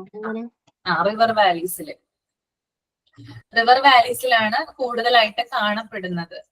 എന്നാലും അതായത് നമ്മുടെ നോർത്ത് ഇന്ത്യയില് നമ്മുടെ ജമ്മു കാശ്മീർ ഒക്കെ കഴിഞ്ഞ് ഹിമാചൽ പ്രദേശ്, അതുപോലെ ഉത്തർപ്രദേശ്, അതുപോലെ സിക്കിം, അങ്ങനെ കുറെ അധികം സ്ഥലങ്ങളുണ്ട് അല്ലെ, കിഴക്കൻ സ്റ്റേറ്റ്സ് ഒക്കെ ഉണ്ട്. അവിടെയൊക്കെയാണ് കൂടുതലായിട്ട് അലുവിയൽ സോയിൽ കാണപ്പെടുന്നത്. നദികൾ ഒഴുകി വരുന്ന, അതായത് നദികൾ ഒഴുകി വരുമ്പോൾ ആ ഒഴുക്കിന്റെ കൂടെ കൂടുതലായിട്ട് ഈ ഒരു കുറെ അധികം സാധനങ്ങൾ ഉണ്ടാകും, കുറെ അധികം മെറ്റീരിയൽസ് ഉണ്ടാകും. ഇതിനെയാണ് എക്കൽസ് എന്ന് പറയുന്നത്. ഇത് ഒരിടത്തും കൊണ്ടുപോയി ഡെപ്പോസിറ്റ് ചെയ്യും. ആ ഡെപ്പോസിറ്റ് ചെയ്യുന്ന സ്ഥലത്ത് ഭയങ്കരമായിട്ട് ഫെർട്ടിലിറ്റി അഥവാ ബലഭൂരിഷ്ഠത ഉണ്ടാകും. ഓക്കെ, അപ്പൊ കൂടുതലായിട്ട് ഞാനിപ്പോ പറഞ്ഞല്ലോ, അതായത് റിവർ വാലീസ് എന്ന് പറഞ്ഞല്ലോ, അതായത് 2 നദികളുണ്ട് മേജർ ആയിട്ടുള്ള, 3 നദികളുണ്ട്, ഗംഗയുണ്ട്, കേട്ടിട്ടുണ്ടല്ലോ. അപ്പൊ ആ നദികള് ഒഴുക്കിക്കൊണ്ട് വരുന്ന ഇത്തരത്തിലുള്ള എക്കലുകള് അവിടെ കൊണ്ടുവന്ന് ഡെപ്പോസിറ്റ് ചെയ്താല് ആ ഒരു പ്രത്യേക സ്ഥലത്ത് പ്രത്യേകമായിട്ട് ഭയങ്കരമായിട്ട് കൃഷി ഉണ്ടാകും. കൂടുതലും ആശ്രയിക്കുന്നത് എന്തിനെയാ? നമ്മുടെ സംസ്ഥാനത്താണോ കൂടുതൽ കൃഷി ചെയ്യുന്നേ? ആണോ? കൃഷി ചെയ്യുന്ന കർണാടക, ആന്ധ്ര, അതാണ് കൂടുതൽ മണ്ണ് അവിടെയാണോ ഉള്ളത്, ഫെർട്ടിലിറ്റി കൂടുതലുള്ള മണ്ണ് അവിടെയാണോ ഉള്ളത്. പിന്നെ അതിനനുസരിച്ചിട്ടുള്ള കാലാവസ്ഥ, ക്ലൈമറ്റ് ഒക്കെ അവിടെ തന്നെയാണുള്ളത്. അതുകൊണ്ടാണ് നമ്മൾ ഏറിയ ആളുകളും കൂടുതലായിട്ട് മറ്റ് സ്റ്റേറ്റ്സിനെയൊക്കെ എന്ത് ചെയ്യുന്നത്, ഡിപ്പെൻഡ് ചെയ്യുന്നത് ഇങ്ങനെയുള്ള സാധനങ്ങൾക്കൊക്കെ വേണ്ടിയിട്ട്. ഓക്കെ, അപ്പോ അതിനെയാണ് ഫെർട്ടിലിറ്റി എന്ന് പറയുന്നത്. മനസ്സിലായോ? ബലഭൂരിഷ്ഠത. Okay. The last point is imbalance in the constitution of the atmosphere. കാലാവസ്ഥ വ്യതിയാനത്തിന് കാരണമാവും. ഇംബാലൻസ്, അതായത് കാലാവസ്ഥയിലുള്ള വ്യതിയാനങ്ങൾക്ക് കാരണമാവും. ലാൻഡ് പൊല്യൂഷൻ ഭയങ്കരമായിട്ട് അഫക്ട് ചെയ്ത് കഴിഞ്ഞാല് നമ്മുടെ എന്താ പറയാ ടോട്ടൽ ക്ലൈമറ്റ് തന്നെ. ഇപ്പൊ നമ്മുടെ ക്ലൈമറ്റ് ഭയങ്കരമായിട്ട് മോശമാണ് അല്ലെ? മോശമാണോ ക്ലൈമറ്റ്? നമ്മുടെ ചൂട് കൂടിക്കൊണ്ടിരിക്കുകയല്ലേ? ചൂട് ഭയങ്കരമായിട്ട് കൂടിക്കൊണ്ടിരിക്കുകയല്ലേ? നമ്മള് 2012 കണ്ട ചൂടാണോ ഇപ്പോ 2025 ഒന്ന് ഓർത്തു നോക്കി. അല്ല അല്ലേ? 2 ദിവസം മഴ മാറി നിന്നപ്പോഴേ ചൂടായി. നമ്മള് ചെറിയ ക്ലാസ്സിലൊക്കെ പഠിക്കുന്ന സമയത്ത് ഉണ്ടായിരുന്ന ചൂടാണോ ഇപ്പൊ ഉള്ളത്? ഒരിക്കലും ഇല്ല അല്ലെ? അതൊന്നും അതായത് നമ്മൾക്ക് കറണ്ട് പോയി കഴിഞ്ഞാൽ തന്നെ നമുക്ക് ഉറങ്ങാനായിട്ട് സാധിക്കുമായിരുന്നു. ഒന്ന് ഓർത്തു നോക്കിയേ നിങ്ങള്, ഇല്ലേ? അതൊക്കെ കറണ്ട് പോയാൽ അധികം പ്രശ്നമില്ല, നമ്മള് സുഖമായിട്ട് കിടന്നുറങ്ങും. പക്ഷെ ഇപ്പൊ നമ്മൾക്ക് കറണ്ട് പോയി കഴിഞ്ഞാല് 1 മിനിറ്റ് പോലും നമുക്ക് ഉറങ്ങാൻ പറ്റുമോ? നമ്മളെങ്ങനെ ഭയങ്കരമായിട്ട് പരവശ്യം അല്ലെ, ഭയങ്കരമായിട്ട് നമുക്ക് ഭയങ്കര ഡിസ്റ്റർബൻസ് ആയിരിക്കും ഉണ്ടാവുന്നത്. അപ്പൊ അത് അത്രയധികം ചൂട് ആണ് നമുക്ക് രേഖപ്പെടുത്തുന്നത്. അതായത് ചൂടിന്റെ അതൊരു സമ്മർ സീസൺ ഒക്കെ ആവുമ്പോൾ, ആ വേനൽക്കാലൊക്കെ ആവുമ്പോൾ ഭയങ്കരമായിട്ടുള്ള ഏറ്റവും ടോപ്പിൽ നിൽക്കുന്ന ചൂടാണ് ഇവിടെ രേഖപ്പെടുത്തുന്നത്. ഓക്കെ, പിന്നെ അതുപോലെ തന്നെ മഴക്കാലം ആവുമ്പോൾ എന്താണ്, മഴയാണ് അല്ലെ, ഭയങ്കര അല്ലേ? മാം ഇത്രയും ദിവസം മഴ തന്നെയാണ്. രണ്ടു ദിവസമായിട്ട് ആ, അതായത് കൂടുതലായിട്ടുള്ള റെയിൻ, അതായത് പിന്നെ അതുപോലെ തന്നെ ഇടവിട്ട് വരുന്ന മഴ. ചിലപ്പോ നമ്മൾ പ്രതീക്ഷിക്കാത്ത സമയത്തൊക്കെ ആയിരിക്കും മഴ വരുന്നത്. നമ്മുടെ സാധാരണ നമ്മുടെ നാട്ടിൽ കാലം തെറ്റിയ കാലാവസ്ഥ എന്ന് പറയും. അതെ തന്നെ, ജൂൺ ജൂലൈ മാസത്തിലൊക്കെയാണ് മഴ ഉണ്ടായിരുന്നത്. പിന്നെ അതുപോലെ തന്നെ തുലാമാസത്തിൽ മഴ പെയ്യും എന്ന് പറയും അല്ലെ. ഒക്ടോബർ നവംബർ ആ ഒരു മാസത്തിൽ ഇടിവെട്ടും മഴയും ഉണ്ടാവും, അങ്ങനെയും പറയാറുണ്ട്. അത് കഴിഞ്ഞ് നമുക്ക് മഴ അങ്ങനെ ഉണ്ടാവാറില്ല. പക്ഷെ ഇതിപ്പോ എന്താ പറയാ, ഒരു ക്രമം, ഒരു ഓർഡർ തെറ്റിയിട്ടാണ് നമുക്ക് മഴ പെയ്തുകൊണ്ടിരിക്കുന്നത്. അപ്പൊ അതൊക്കെ എന്തിന്റെ അടയാളങ്ങളാണ്? കാലാവസ്ഥ മാറുന്നു അല്ലെങ്കിൽ കാലാവസ്ഥ ഡേഞ്ചർ ആണ് എന്നുള്ളതിന്റെ കുറേയധികം അടയാളങ്ങളാണ് പറയുന്നത്. ഓക്കെ, പിന്നെ അതുപോലെ തന്നെ പലതരത്തിലുള്ള സെഷൻസ്, സമ്മേളനങ്ങൾ, ഉച്ചകോടികളൊക്കെ നടക്കാറുണ്ട് കാലാവസ്ഥയെ സംരക്ഷിക്കുന്നതിനെ പറ്റിയിട്ട്. അതായത് ഒരു 2060 ആകുമ്പോൾ ഭൂമിയിൽ നിൽക്കാൻ പറ്റില്ലെന്നാണ് പറയുന്നത്. അത്രയും അധികം ചൂടായിരിക്കും ഇവിടെ ഉണ്ടാകുന്നതെന്നാണ് ആളുകളൊക്കെ പറയുന്നത്. ഇതുമായി ബന്ധപ്പെട്ടിട്ടുള്ള പഠനം നടത്തിയിട്ടുള്ള ആളുകളൊക്കെ പറയുന്നത്. ഓക്കെ, അപ്പൊ ഇതാണ് അറ്റ്മോസ്ഫിയറിനെ മോശകരമായിട്ട് ബാധിക്കുന്ന അല്ലെങ്കിൽ നമ്മുടെ കാലാവസ്ഥയിൽ വ്യതിയാനങ്ങൾ ഉണ്ടാകുന്നതെന്ന് പറയുന്നത് കേട്ടോ. ഓക്കെ, ക്ലിയർ അല്ലേ? Land pollution. Yes, ma'am. Okay, next one sound pollution കേട്ടോ. ഒന്ന് റീഡ് ചെയ്തോളൂ നിങ്ങള്. മാം ഞാൻ വായിക്കാം. നേരത്തെ കൈ തട്ടിയിട്ട് ഓഫായി പോയതാണ്. Okay okay. Okay, unwanted sound is simply called noise, the intensity of which is as usually measured in a unit called decibel. The midless sound that humans hear direct is called the threshold or hearing. First one, vehicles. Second one, loudspeaker. Third one, mass media. The fourth one, industries. Fifth one, defense equipments. The consequence of sound pollution: deafness, effect of pregnant women, effect of nerve system, efficiency of individuals. Explain ചെയ്യണം മാം. Explain ചെയ്തോളൂ. Unwanted, നമുക്ക് ആവശ്യമില്ലാത്ത ശബ്ദത്തിനെയാണ് നമ്മൾ പൊതുവെ noise എന്ന് പറയാം. നമ്മൾ സാധാരണ സംസാരിക്കുന്നതല്ല, നമുക്ക് എക്സ്ട്രാ നമ്മൾ കേൾക്കേണ്ടി വരുന്ന ശബ്ദത്തിനെ പൊതുവെ നമ്മൾ സിമ്പിൾ ആയിട്ട് നോയ്സ് എന്ന് പറയുന്നത്. The intensity of which is usually measured in a unit called decibel. Decibel എന്ന യൂണിറ്റിന്റെ അടിസ്ഥാനത്തിലാണ് നമ്മൾ സൗണ്ടിന്റെ തോത് അളക്കുന്നത്. അത് മാം എനിക്ക് തോന്നുന്നു 20 മുതൽ 20,000 ഹെർട്സ് വരെയാണ് നമുക്ക് കേൾക്കാൻ പറ്റുന്ന ശബ്ദത്തിന്റെ തോത് തോന്നുന്നു. 20 ഹെർട്സ് മുതൽ 20,000 ഹെർട്സ് വരെയാണ് ഒരു സാധാരണ ശ്രവണ പരിധി നമ്മുടെ ശബ്ദത്തിന് കേൾക്കാൻ പറ്റുന്നത്. അതിൽ താഴെയുള്ള ശബ്ദങ്ങളുണ്ട്, അതിൽ മുകളിലുള്ള ശബ്ദങ്ങളുണ്ട്. അതിന് അൾട്രാസോണിക് എന്നും ഇൻഫ്രാസോണിക് എന്നും പറയും. പിന്നെ ഓരോരോ സൗണ്ടുകളുണ്ട്. നമുക്ക് രാത്രി എത്രയാണ് കേൾക്കാൻ പറ്റുന്നത്, അല്ലെങ്കിൽ രാത്രി നമ്മൾ കേൾക്കുന്ന ശബ്ദത്തിന്റെ തീവ്രത എത്രയാണ്, പകല് കേൾക്കുന്ന ശബ്ദത്തിന്റെ തീവ്രത എത്രയാണ്. അതുപോലെ തന്നെ ഇൻഡസ്ട്രിയൽ ഏരിയ, വ്യവസായകമായിട്ടുള്ള കെട്ടിടങ്ങളൊക്കെ ഉണ്ടല്ലോ, ഫാക്ടറികളിൽ, അവിടെ അവരെ പുറപ്പെടുവിക്കുന്ന ശബ്ദത്തിന്റെ മാക്സിമം തീവ്രത എത്രയായിരിക്കണം എന്നൊക്കെ പലതരത്തിലുള്ള ഇത് പറയുന്നുണ്ട്. ഓക്കെ, വായിച്ചോളൂ. The midless sound that humans hear directly is called the threshold or hearing. അതായത് ഒരു മനുഷ്യന് കേൾക്കാൻ പറ്റുന്ന ഒരു ശബ്ദത്തിന്റെ ആ ഒരു പറയുന്നതിനെയാണ് threshold or hearing. കേൾക്കാൻ പറ്റുന്ന ശബ്ദത്തിനെ നമ്മൾ threshold or hearing എന്ന് പറയുന്നു. അത് മെയിൻ ആയിട്ട് വെഹിക്കിൾസിന്റെ, ലൗഡ് സ്പീക്കറിന്റെ, പിന്നെ mass media, industries, defence equipments. Vehicle എന്ന് പറഞ്ഞാൽ വാഹനങ്ങളുടെ ഹോണ്, അങ്ങനത്തെ എക്സ്ട്രാ ശബ്ദങ്ങളെല്ലാം. ലൗഡ് സ്പീക്കർ എന്ന് പറഞ്ഞാൽ റോഡിലൂടെ എന്തെങ്കിലും സമ്മേളനമോ അല്ലെങ്കിൽ എന്തെങ്കിലും പ്രോഗ്രാമോ നടക്കുമ്പോൾ അതിൽ നിന്ന് വരുന്ന ലൗഡ് സ്പീക്കറിന്റെ ശബ്ദം. മാസ് മീഡിയ എന്ന് പറഞ്ഞിട്ടുണ്ടെങ്കിൽ ആളുകൾ കൂട്ടം കൂടി നിന്ന് ഒച്ചത്തിൽ സംസാരിക്കുന്ന അല്ലെങ്കിൽ എന്തെങ്കിലും പ്രോഗ്രാമിലൊക്കെ വരുമ്പോൾ അവിടെ നിന്നുണ്ടാകുന്ന ശബ്ദം. പിന്നെ ഇൻഡസ്ട്രീസ്, സൈറൻ മുഴങ്ങ, അങ്ങനെ വരുന്ന എക്സ്ട്രാ ശബ്ദങ്ങൾ. പിന്നെ ഡിഫൻസ് എക്യുപ്മെന്റ്സ് എന്ന് പറഞ്ഞാൽ ഈ വെടിശബ്ദം, പടക്കം, അങ്ങനത്തെ ചില സമയത്ത് ഒന്നും ക്ലിയർ ആകുന്നില്ല. റേഞ്ചിന്റെ പ്രശ്നമുണ്ട് മാം, അതാ. പ്രശ്നമുണ്ട് അല്ലെ? ഡിഫറൻസ് എക്യുപ്മെന്റ്സിന്റെ ഡിഫറൻസ് എക്യുപ്മെന്റ്സിന്റെ ശബ്ദം. Consequence of sound pollution. Dearness എനിക്ക് മനസ്സിലായില്ല മാം. എനിക്ക് ഡിയർനെസ് അല്ല, തെറ്റാണ്. ഡെഫ്നെസ് എന്നാണ്, കേൾവിക്കുറവ്. ഡെഫ്നെസ്. ഞാനും ഡിയർനെസ്. Okay DEAFNESS. ഡെഫ്നെസ്. പറയോ? DEAFNESS.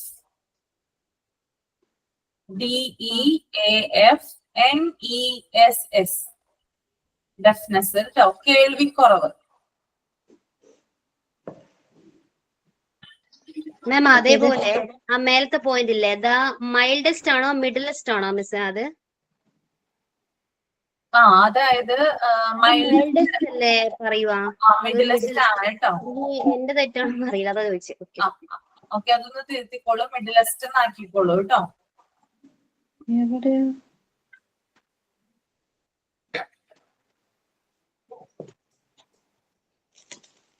ഓക്കെ, വായിച്ചോളൂ റീജ, വായിച്ചോളൂ.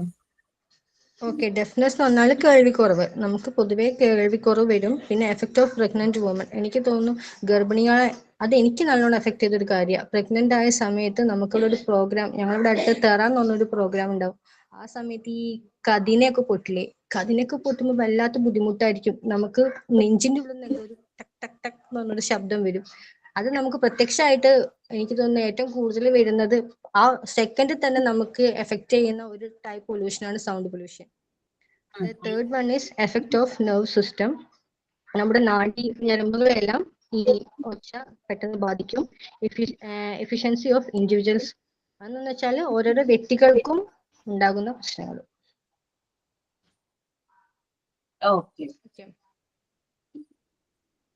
അപ്പോ സൗണ്ട് പൊല്യൂഷൻ എന്താണ്? അതായത് നമ്മൾക്ക് ആവശ്യമില്ലാത്ത ശബ്ദം, അതിനെ നോയ്സ് എന്നാണ് പൊതുവെ പറയുന്നത്.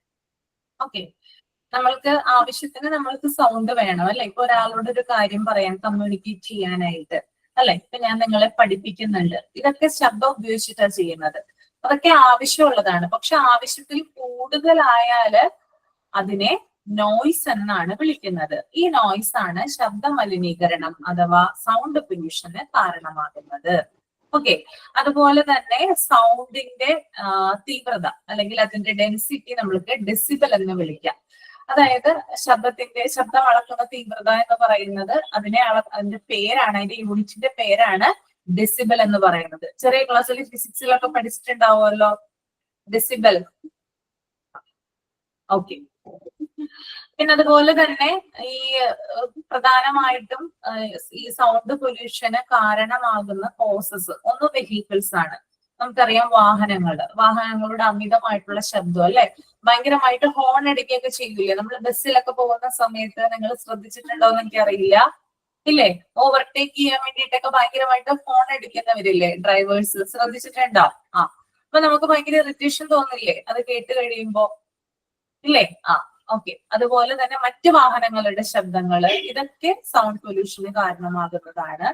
പിന്നെ അതുപോലെ തന്നെ ലൗഡ് സ്പീക്കർ, അതായത് ഭയങ്കര ഉച്ചഭാഷണികള് അല്ലെ? ഭയങ്കരമായിട്ടുള്ള ശബ്ദങ്ങൾ. ചിലപ്പോ നമുക്ക് നമ്മുടെ വീടിന് പുറത്തോട്ടൊക്കെ ആളുകൾ ഇങ്ങനെ ജീപ്പിലോ അല്ലെങ്കിൽ മറ്റു വാഹനങ്ങളിലൊക്കെ ഇങ്ങനെ ലൗഡ് സ്പീക്കർ ഉപയോഗിച്ച് കുറെ കാര്യങ്ങൾ, പരസ്യങ്ങളൊക്കെ പറഞ്ഞ് പോകുന്നത് കാണാനായിട്ട് സാധിക്കും. കണ്ടിട്ടുണ്ടോ? പിന്നെ അതുപോലെ തന്നെ രാഷ്ട്രീയക്കാരുടെ പ്രസംഗ വേദികള്, അവിടെയൊക്കെ കൂടുതലായിട്ടും ഈ ഒരു എന്താ പറയാ ഉച്ചഭാഷണികൾ അല്ലെങ്കിൽ ലൗഡ് സ്പീക്കർ ഒക്കെ ഉപയോഗിക്കാറുണ്ട്. അപ്പൊ നമുക്ക് കുറച്ച് എന്താ പറയാ ഒരു ഡിസ്റ്റർബൻസ് ആണത്. പിന്നെ അതുപോലെ തന്നെ മാസ് മീഡിയയുടെ അതും ഒരു കോസ് ആകാറുണ്ട്. പിന്നെ അതുപോലെ തന്നെ ഇൻഡസ്ട്രീസ്, വ്യവസായത്തിന്റെ അല്ലെങ്കിൽ എന്താ പറയാ നമ്മുടെ വ്യവസായവൽക്കരണം അല്ലെങ്കിൽ ഫാക്ടറികളിൽ നിന്നുള്ളൊക്കെയുള്ള അമിതമായിട്ടുള്ള ശബ്ദങ്ങള്. പിന്നെ അതുപോലെ തന്നെ ഡിഫൻസ് എക്യുപ്മെന്റ്, ഏതെങ്കിലും ഉപകരണങ്ങൾ, അതായത് ചില എക്യുപ്മെന്റ് ഒക്കെ ഉപയോഗിക്കുമ്പോൾ ഭയങ്കരമായിട്ടുള്ള ശബ്ദങ്ങൾ ഉണ്ടാകാറുണ്ട്. ഓക്കെ, അപ്പൊ അതും സൗണ്ട് പൊല്യൂഷന് കാരണമാകുന്ന ഫാക്ടേഴ്സ് ആണ്. പിന്നെ അതുപോലെ തന്നെ കോൺസിക്വൻസസ് ഓഫ് സൗണ്ട് പൊല്യൂഷൻ, അതായത് സൗണ്ട് പൊല്യൂഷന്റെ പ്രത്യാഘാതങ്ങൾ എന്തൊക്കെയാണെന്ന് നോക്കാം. അത് മൈൽഡസ്റ്റ് തന്നെയല്ലേ? ഇത് ഏറ്റവും കുറഞ്ഞ ശബ്ദം മൈൽഡസ്റ്റ് തന്നെയാണ് കേട്ടോ അത്. മിഡിൽ ലിസ്റ്റ് വായിച്ചാൽ അതാണ് മനസ്സിലാവാത്ത മാം. അതാ ഞാൻ നേരത്തെ ചോദിച്ചത്. പിന്നെ ഞാൻ പിന്നെയും നോക്കി എനിക്ക് മനസ്സിലാവുന്നില്ല. മൈൽഡസ്റ്റ് ആണ് ഏറ്റവും കുറഞ്ഞ സൗണ്ട് എന്നാണ് ഉദ്ദേശിക്കുന്നത് കേട്ടോ. മൈൽഡസ്റ്റ്. ഓക്കെ, അതങ്ങനെ തന്നെയാണ് കേട്ടോ. ദെൻ കോൺസിക്വൻസ് എന്ന് പറയുന്നത് ഡെഫ്നെസ് ആണ്. ഡെഫ്നെസ് എന്ന് പറഞ്ഞാൽ എന്താണ്? കേൾവിക്കുറവ് ഉണ്ടാകുന്നു, ആളുകളിൽ കേൾവിയിൽ വ്യത്യാസങ്ങൾ ഉണ്ടാകുന്നു. പിന്നെ അതുപോലെ തന്നെ നേരത്തെ പറഞ്ഞ പോലെ തന്നെ പ്രഗ്നന്റ് വുമണിനെ കൂടുതലായിട്ട് എഫക്ട് ചെയ്യുന്നു. പിന്നെ എഫക്ട് ഓൺ നെർവസ് സിസ്റ്റം, നമ്മുടെ നാഡീവ്യൂഹത്തിന് കാര്യമായിട്ടുള്ള തകരാറുകൾ ഉണ്ടാകുന്നു. എങ്ങനെയാണ് നാഡീവ്യൂഹത്തിന് തകരാറുകൾ ഉണ്ടാകുന്നത്? പല പല പ്രശ്നങ്ങൾ ഉണ്ടാകുന്നു. ഇപ്പൊ നിങ്ങൾക്ക് ചിലപ്പോൾ എക്സ്പീരിയൻസ് ഉള്ളതായിരിക്കാം. അതായത് നമുക്ക് മൈഗ്രെയിൻ വരുന്ന സമയത്ത് നമുക്ക് ഭയങ്കരമായിട്ടുള്ള ശബ്ദങ്ങൾ കേൾക്കാൻ ഭയങ്കര ബുദ്ധിമുട്ടുണ്ടായിരിക്കും. ആർക്കെങ്കിലും മൈഗ്രെയിൻ ഉണ്ടോ ഇവിടെ? ഉണ്ട്. 3-4 പേർക്ക് മൈഗ്രെയിൻ ഉണ്ട് അല്ലെ? അതായത് നമ്മുടെ ഞരമ്പുകളാണ് മൈഗ്രെയിനിൽ നമ്മുടെ കൂടുതലായിട്ട് മൈഗ്രെയിൻ വരുമ്പോ നമ്മളെ, അതായത് നമ്മുടെ തലയിലെ ഞരമ്പുകളുണ്ട്, അതിനെയാണ് കൂടുതലായിട്ട് എഫക്ട് ചെയ്യുന്നത്. അപ്പൊ നമുക്ക് ചില സൗണ്ടുകൾ കേൾക്കുമ്പോൾ ഭയങ്കരമായിട്ടുള്ള ഇറിറ്റേഷൻ ഉണ്ടാവും. സൗണ്ട് മാത്രമല്ല കേട്ടോ, പ്രകാശം അല്ലെങ്കിൽ വെളിച്ചം പറ്റത്തില്ല, ശബ്ദം പറ്റില്ല. അപ്പഴത്തേക്ക് കണ്ണിന്റെ ഉള്ളിൽ കൂടി വേദന, ചെവിയുടെ ഉള്ളിൽ കൂടി വേദന. നമ്മളെ ബ്രെയിനിനാണ് ഭയങ്കര പ്രോബ്ലംസ്, നമ്മുടെ ഹെഡിന്റെ അവിടേക്ക് വരുന്നത്. അതെ അതെ. അപ്പൊ അത്തരത്തില് കുറേയധികം പ്രശ്നങ്ങൾ ഉണ്ടാവാനായിട്ടുള്ള ചാൻസ് കൂടുതലാണ്. നെർവസ് സിസ്റ്റത്തിനെ കൂടുതലായിട്ട് എഫക്ട് ചെയ്യുന്നു. സൈനസൈറ്റിസ് വരുന്നുണ്ട് മാം. ശബ്ദം കേൾക്കുമ്പോൾ സൈനസൈറ്റിസ് എനിക്ക് എപ്പോഴും വരുന്ന പ്രശ്നം. സൈനസൈറ്റിസ് അതും പ്രശ്നമാണ്. ഇത്തരത്തിലുള്ള കാര്യങ്ങൾ പെട്ടെന്ന് തിരിച്ചറിയാനായിട്ട് ബുദ്ധിമുട്ടാണ്. സൈനസൈറ്റിസ് ആണോ മൈഗ്രെയിൻ ആണോ അങ്ങനെ കൺഫ്യൂഷൻ ഉണ്ടാവാറുണ്ടോ ആർക്കെങ്കിലും? ഇയർ ബാലൻസിങ് വരും പ്രശ്നം മാം. ചില ആളുകൾക്ക് ഇയർ ബാലൻസിന്റെ പ്രശ്നം ഉണ്ടാകും. ഈ തലയ്ക്ക് ഉള്ള പ്രശ്നങ്ങളൊക്കെ വരുമ്പോൾ ഭയങ്കര ബുദ്ധിമുട്ടാണ് അത് കണ്ടുപിടിക്കാനായിട്ട്. ഇപ്പൊ സ്കാൻ ചെയ്താൽ പോലും, നമ്മൾ MRI എടുത്താൽ പോലും മൈഗ്രെയിൻ ആണെന്ന് നമുക്ക് മൈഗ്രെയിൻ എടുത്ത് കണ്ടുപിടിക്കാനായിട്ട് സാധിക്കില്ല. അങ്ങനെയുള്ളൊരു പ്രശ്നം മൈഗ്രെയിൻ ഉണ്ട്. നമ്മൾ തലകറക്കോ തലവേദനയോ എന്തെങ്കിലും ഒരു അസുഖമായിട്ട് നമ്മൾ ചെല്ലുമ്പോൾ ഡോക്ടർ ചിലപ്പോ നമ്മൾ സിംറ്റംസ് പറയുമ്പോൾ, നമ്മുടെ ലക്ഷണങ്ങളൊക്കെ പറയുന്ന സമയത്ത് ഡോക്ടർ പറയും ഇത് മൈഗ്രെയിൻ ആകാം എന്ന് പറയും. ഓക്കെ, അപ്പൊ അതിനുള്ള മെഡിസിൻസ് കൊടുക്കും. എന്നിട്ടും അതിന് കുറവോ കാര്യങ്ങളോ ഒക്കെ ഇല്ലെങ്കിൽ ചിലപ്പോ ഡോക്ടർ എന്തായാലും സജസ്റ്റ് ചെയ്യുന്ന ഒരു കാര്യമാണ് MRI എടുക്കാൻ പറയും. കാരണം തലയുടെ കാര്യമാണ്. അവർക്ക് പ്രോപ്പർ നമ്മൾ സിംറ്റംസും കാര്യങ്ങളൊക്കെ പറഞ്ഞു തന്നാലും അവർക്കൊരു ക്ലാരിഫിക്കേഷൻ വേണമല്ലോ. അതിന് വേണ്ടിയിട്ട് MRI എടുക്കാൻ പറഞ്ഞാലും MRIയിൽ യാതൊരുവിധ പ്രശ്നങ്ങൾ ഉണ്ടാവില്ല. പക്ഷെ മൈഗ്രെയിൻ നമുക്ക് കണ്ടുപിടിക്കാനായിട്ട് പറ്റില്ല. ഇതിനകത്ത് ആ ഒരു പ്രത്യേകതയും കൂടി മൈഗ്രെയിൻ ഉണ്ട്. അപ്പോ അതുപോലെ തന്നെ അതിന്റെ കൂട്ടത്തിൽ സൈനസൈറ്റിസ് പോലുള്ള കാര്യങ്ങൾ വന്നു കഴിഞ്ഞാൽ കുറച്ചുകൂടി ഡിഫിക്കൽട്ടാണ്. രണ്ടിനുമുള്ള മെഡിസിൻസ് നമ്മൾ ഇൻടേക്ക് ചെയ്യണം. എന്നാൽ മാത്രമാണ് അത് മാറി കിട്ടുക. രണ്ടും വന്നിട്ടുള്ളവരാരെങ്കിലും ഉണ്ടോ? ഉണ്ട് മാം. ഉണ്ടല്ലേ? മാറിയിട്ടുണ്ട്. 1 വർഷം മരുന്ന് കഴിച്ചു. ഡോക്ടർ പറഞ്ഞു ഞാൻ പറയുന്ന കണക്ക് നീ 1 വർഷം മരുന്ന് കഴിക്കാമെങ്കിൽ മാറ്റിത്തരാന്ന് പറഞ്ഞു. പറഞ്ഞ കണക്ക് തന്നെ മാറ്റി തന്നു. മാറ്റി തന്നല്ലേ? ഓക്കെ. ഏതായിരുന്നു? ഇംഗ്ലീഷ് മരുന്നാണോ അല്ലെങ്കിൽ ഹോമിയോ? ഇംഗ്ലീഷ് മരുന്നായിരുന്നു. അത് ന്യൂറോ ഡോക്ടർ CV ഷാജി എന്ന് പറഞ്ഞ ആലപ്പുഴയിൽ ഒരു ഡോക്ടർ ഉണ്ടായിരുന്നു. പുള്ളിയെ കാണിച്ചത്. ഇപ്പം ഒരു 10-17 വർഷത്തോളമായിട്ട് എനിക്കിപ്പോ ഒരു ബുദ്ധിമുട്ടില്ല. പഠിച്ചുകൊണ്ടിരുന്ന സമയത്തായിരുന്നു. ഇതിലെ വെയിൽ കൊള്ളാൻ പറ്റില്ല, വിശന്നിരിക്കാൻ പറ്റില്ല, TV കമ്പ്യൂട്ടർ ഫോണൊന്നും ഉപയോഗിക്കാൻ പറ്റില്ല, അങ്ങനെയുള്ള ബുദ്ധിമുട്ടൊക്കെ ഉണ്ടായിരുന്നു. 1 വർഷം കഴിഞ്ഞപ്പോ എല്ലാം മാറി. ഇപ്പൊ ഒരു പ്രശ്നമില്ല. സൈനസൈറ്റിസ് എന്നാ മാം മൂക്കിന്റെ പ്രശ്നമാണ്. സൈനസൈറ്റിസ് എന്ന് പറഞ്ഞാല് നമ്മുടെ ഈ നെറ്റിയുടെ ഈ ഭാഗത്ത് പിന്നെ ഈ ഒരു വശത്തായിട്ട് കഫം കെട്ടിക്കിടക്കുന്നതാണ്. മൈഗ്രെയിൻ വേറെ പ്രത്യേകത ഉണ്ട്, ഇരുട്ടാണ് കൂടുതൽ ഇഷ്ടം. എന്താണ്? ഇരുട്ടാണ് ഏറ്റവും കൂടുതൽ ഇഷ്ടം മൈഗ്രെയിന്.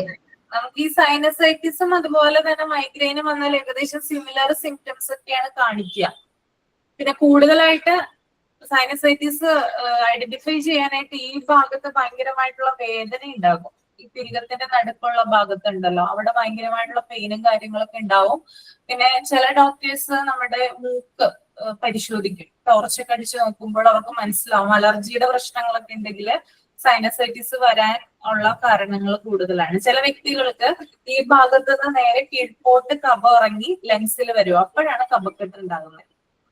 ആദ്യം ഇത് തലയിലാ വരിക, ഹെഡിലാണ്. അതായത് ഈ ഭാഗത്ത് വന്നു നമ്മൾ വെയിലൊക്കെ കൊണ്ട് കഴിയുമ്പോൾ കൂടുതലായിട്ട് വരാറുണ്ട്. നീർക്കെട്ട് വരുന്ന സമയത്തൊക്കെ കൂടുതലായിട്ട് കഫം അടിഞ്ഞുകൂടും.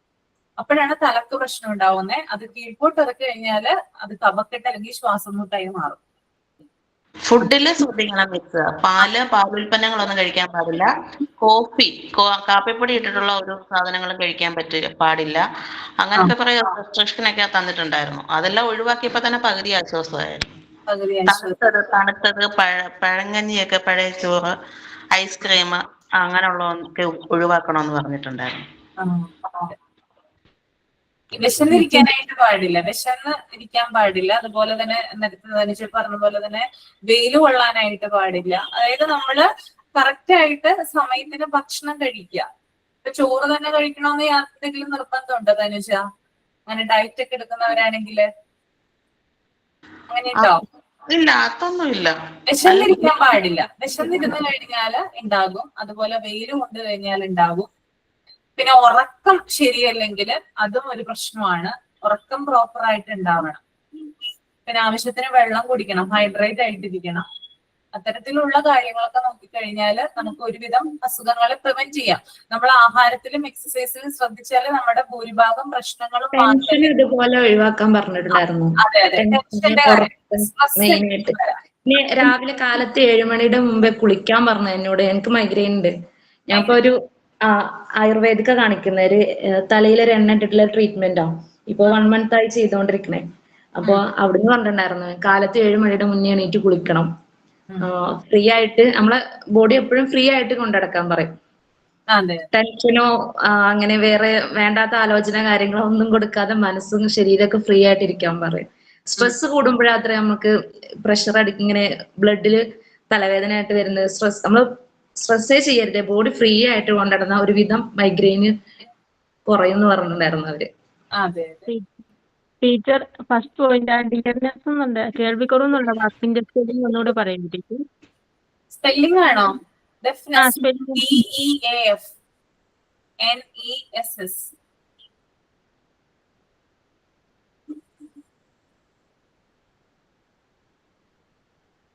ഓക്കെ, താങ്ക് യു മാം. അപ്പോ എല്ലാവരും നല്ല ഭക്ഷണങ്ങളൊക്കെ കഴിക്കുക. പുറത്തെ ജങ്ക് ഫുഡ് കാര്യങ്ങളൊക്കെ ഒഴിവാക്കുക. പുറത്തുനിന്ന് ഭക്ഷണം കഴിക്കുന്നത് മാക്സിമം ഒഴിവാക്കുക.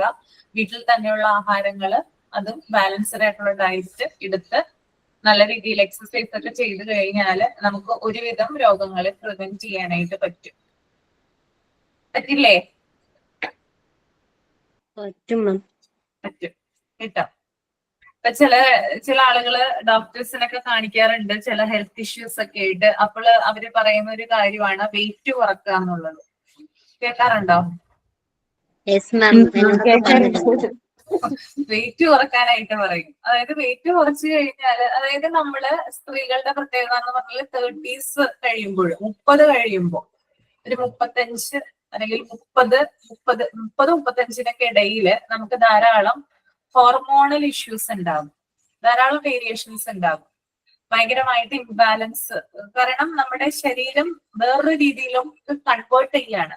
നമ്മുടെ ആ ഒരു 30കളിൽ അല്ലെങ്കിൽ 20കളിൽ 25കളിൽ 30കളിൽ കാണുന്ന ശരീരമായിരിക്കില്ല നമ്മൾക്ക് 30s ശേഷം ഉണ്ടാകുന്നത്. ശരിയാണോ? ശരിയാണ് അല്ലെ? അപ്പൊ നമുക്ക് ധാരാളം വ്യത്യാസങ്ങൾ വരും. അപ്പൊ വ്യത്യാസങ്ങൾ വരുമ്പോൾ നമ്മൾ നമ്മുടെ ബോഡീനെ അതിനനുസരിച്ച് അഡ്ജസ്റ്റ് ചെയ്യിപ്പിക്കണം. ഓക്കെ, അപ്പൊ ഒരു ഡോക്ടർ പറയുന്ന ഒരു പ്രധാനപ്പെട്ട കാര്യമാണ് നിങ്ങളുടെ വെയിറ്റ് കുറയ്ക്കണം എന്നുള്ളത്. അപ്പൊ അതിനനുസരിച്ചിട്ടുള്ള ഭക്ഷണക്രമങ്ങള് പാലിക്കാനായിട്ട് ശ്രമിക്കുക. പിന്നെ അതുപോലെ തന്നെ എക്സസൈസുകൾ. ഇപ്പൊ ചിലപ്പോൾ ഒരു പ്രശ്നങ്ങളൊക്കെ ഇല്ലാതിരിക്കുന്ന ആളുകളായിരിക്കാം, ഉണ്ടാവാതിരിക്കട്ടെ. എന്നാലും നമുക്ക് പറയാനായിട്ട് പറ്റില്ല ഏത് വിധത്തിലാണ് നമുക്ക് ഹെൽത്ത് ഇഷ്യൂസ് വരുന്നതെന്ന്. ചിലപ്പോൾ നമുക്ക് ഒരു പ്രശ്നം ഉണ്ടാവില്ല, ചെറിയ രീതിയിലുള്ള പ്രശ്നങ്ങൾ അല്ലെങ്കിൽ സിംറ്റംസിലൂടെ ആരംഭിച്ച് പിന്നെ വലിയൊരു പ്രോബ്ലം ആയിട്ട് അത് മാറാനായിട്ട് ചാൻസ് ഉണ്ട്. ഓക്കെ, പിന്നെ അതുപോലെ തന്നെ മറ്റൊരു കാര്യമാണ്, നമുക്ക് ഈ ഒരു ഹോർമോണൽ ഇംബാലൻസ് ഉണ്ടാകുമ്പോൾ പലതരത്തിലുള്ള വൈറ്റമിൻസിന്റെ ഡെഫിഷ്യൻസി ഉണ്ടാകും. ഉണ്ടായിട്ടുണ്ടോ ആർക്കെങ്കിലും? ഉണ്ടല്ലേ?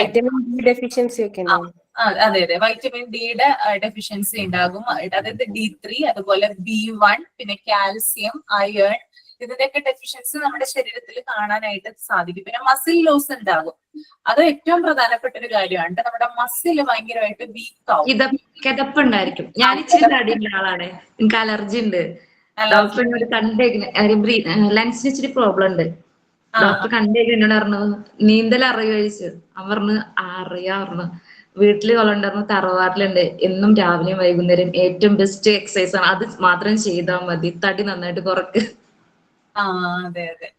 അപ്പൊ ഇങ്ങനെയുള്ള ഡെഫിഷ്യൻസി ഒക്കെ ഉണ്ടെങ്കിൽ അത് നമ്മളെ കൂടുതലായിട്ട് ബാധിക്കും. മസിൽ വീക്ക്നെസ് അങ്ങനെയുള്ള കാര്യങ്ങളൊക്കെ ഉണ്ടാകും.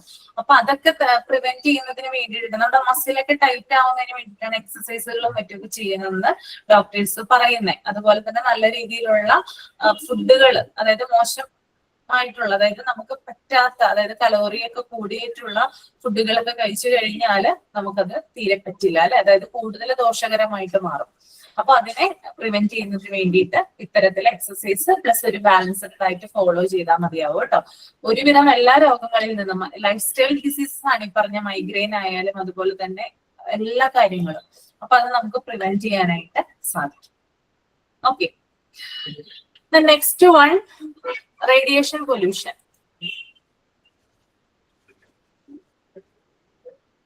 ഒരാളൊന്ന് റീഡ് ചെയ്യൂ. റേഡിയേഷൻ, സുരമ്യ റീഡ് ചെയ്യൂ. Radiation pollution. Yes, ma'am.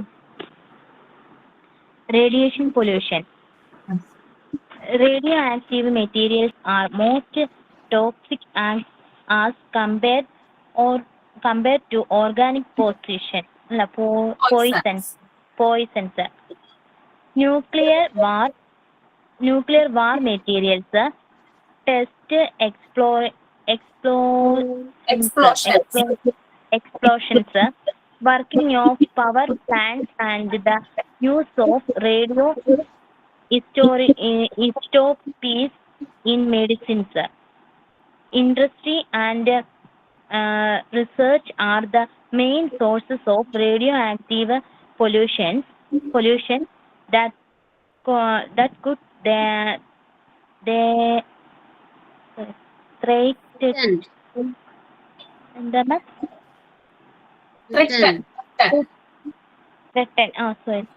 or demand the quality of the environment. Cases of radiation pollution: nature process, human activities. Consequence of radiation pollution: active effect, late effects. Okay, ഒന്ന് മലയാളത്തിൽ ആരെങ്കിലും ഒന്ന് explain ചെയ്യാമോ? മലയാളത്തില് organic പോയ്സൺസിൻ്റെയും അപേക്ഷിച്ച് ഏറ്റവും കൂടുതൽ പോയ്സൺസ് ഉള്ളതാണ് റേഡിയോആക്റ്റീവ് മെറ്റീരിയൽസ്. നമ്മളെ ആണവ യുദ്ധവസ്തുക്കള്, എന്തെങ്കിലും പരീക്ഷണം നടത്തേണ്ട സ്ഫോടക വസ്തുക്കള്, പവർ പ്ലാന്റുകളുടെ ഉപയോഗം, മരുന്നുകള്, പിന്നെ ഗവേഷണത്തിലെ റേഡിയോ ഐസോടോപ്സിന്റെ ഒക്കെ മൂലമൊക്കെയാണ് നമുക്ക് ഇതുണ്ടായിരിക്കുന്നത്, റേഡിയേഷൻ പൊല്യൂഷൻ വരുന്നത്. ഡിമീന്ന് കൊടുത്തിട്ടുണ്ട്, അത് തെറ്റാണ്. ഡിമിനിഷൻ ആണ് കേട്ടോ. DIMINISH, diminish, DIMINISH. അതൊന്നും നിങ്ങൾ കറക്റ്റ് വേർഡ് തിരുത്തുക കേട്ടോ. ക്ഷയിപ്പിക്കുക എന്നുള്ളതാണ് അതിന്റെ മീനിങ് എന്ന് പറയുന്നത് കേട്ടോ. മനസ്സിലായോ? ഓക്കെ, വായിച്ചോളൂ കേട്ടോ, കണ്ടിന്യൂ ചെയ്തോളൂ.